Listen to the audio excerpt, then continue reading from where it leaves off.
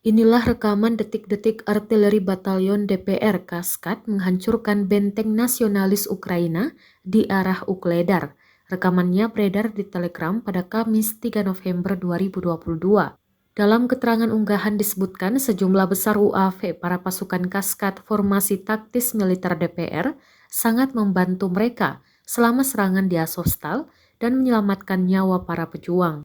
Tampak artileri berhasil membombardir bangunan tersebut dalam hitungan detik.